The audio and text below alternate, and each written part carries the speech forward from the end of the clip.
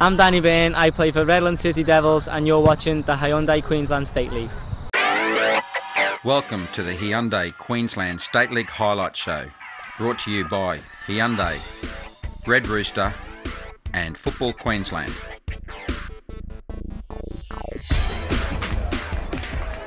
And round 10 highlights come to you firstly from Goodwin Park, Yeronga, home of the competition leaders Olympic FC, who hosted last year's double winners Sunshine Coast Fire.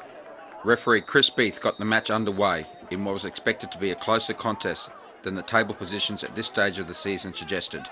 7 minutes into the match, and a long ball from Cleberson Santos for Olympic found Chris Hagel on the right, who took the ball in his stride, only for his run towards goal to be impeded by a defender. Referee Beath pointed to the spot. Prolific goal scorer Alex Panic stepped up, but former teammate at the Strikers, Anthony Hall, picked the right way and was able to prevent Olympic from taking an early lead. Panic went right, but Hall was equal to the task, giving his team some renewed confidence. The penalty seemed to spur Sunshine Coast into action, and they retaliated straight away. 2008 Golden Boot winner Sean Blackman took the ball down the wing and delivered a dangerous cross into the box, but the Olympic defenders were quick to react and clear the ball to safety. The middle stages of the first half were fought primarily in the midfield, with few chances at either end. From one Olympic attack, Panic crossed the ball across the goal mouth to Chris Hagel. The ball ends up outside the penalty box at the feet of James Meyer. His shot was well wide. A Sunshine Coast attack saw Sean Blackman knock the ball down to the 20-year-old Sam Knight, whose volley was just wide. Olympic were without midfield dynamo Hyuk Soo Seo, currently on leave in Korea, as well as prolific striker Shane Coffey, who missed the match with food poisoning. The Fire were also missing Jai Cross and Mikhail Lastella due to personal commitments, but were able to introduce new signings Ryan Love and Michael Gilarakis to the starting lineup. Olympic's best chance to take the lead came on the half-hour mark when winger Andrew Orr nutmegged Fire captain Ryan Smith on the left and sent a ball across the face of goal when no Olympic players were on hand for the easiest of tap-ins. However, it was the away side that took the lead just a minute later, following a foul by the Olympic defence that resulted in a yellow card to Shane Robinson. Brian Gilfillan free kick was crossed towards the back post where it found the head of Sean Blackman. Blackman headed the ball across, downwards towards Oh Kyun Gong, who made no mistake with a spectacular left-footed volley into the back of the net. Gong's first goal in the competition sent the small but vocal contingent of travelling supporters into raptures, only the 7th goal that Olympic have let in this year. Sunshine Coast were anxious to hold on to their lead, urged on by their coach George Cowie. In injury time of the first half, Gong took a corner, and the industrious Sam Knight at the near post saw his shot hit the side netting. The half-time whistle saw Sunshine Coast head to the dressing room with a 1-0 lead.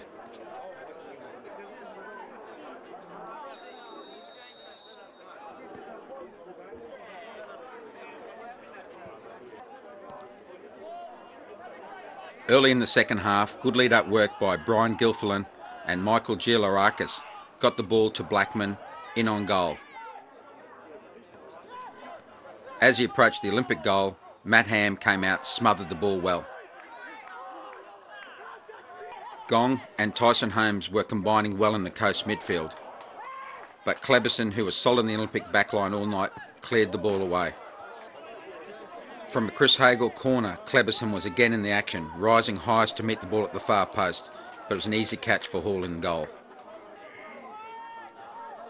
Another corner to Olympic saw the ball cleared out of the penalty area, eventually falling to James Meyer, who went round the defenders and crossed the ball back into the penalty area, where Cleberson and Hall climbed high.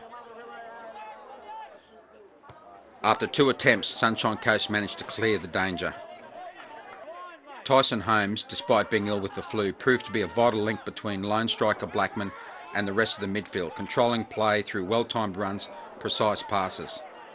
A flick on by Michael Giolarakis saw Sean Blackman in on goal, but his shot was just wide of Matt Ham's post.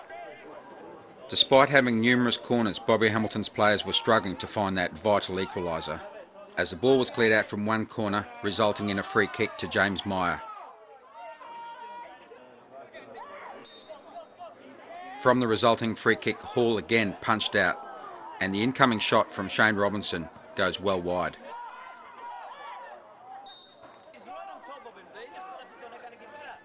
Final whistle was blown shortly after, giving a much-needed victory to Sunshine Coast, 1-0 over Olympic FC.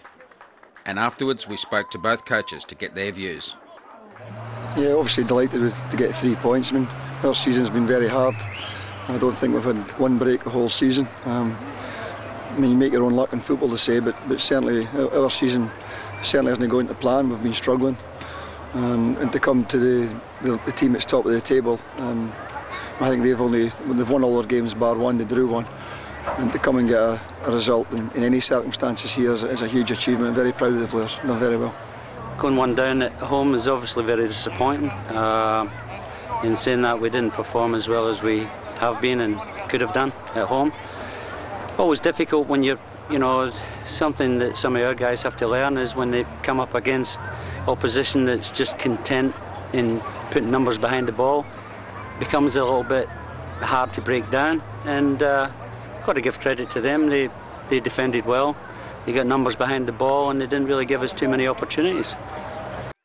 And now some short highlights from the game between NQ Razbacks and the Brisbane Strikers from Brolga Park, Townsville, courtesy of Win TV Townsville. The Razorbacks had never beaten Brisbane, and the Strikers again lived up to their name. After a tussle in the opening exchanges, the visitors kicked away with back-to-back Steve Unsworth strikes. Matt Smith used his head to make the most of a corner. Brisbane up 3-0 after just 25 minutes. Things only got worse for the Pigs when defender Scott Broodbank re-injured his knee that had kept him out of the last season. He'll likely go under the knife again. In deep trouble, the home side rallied.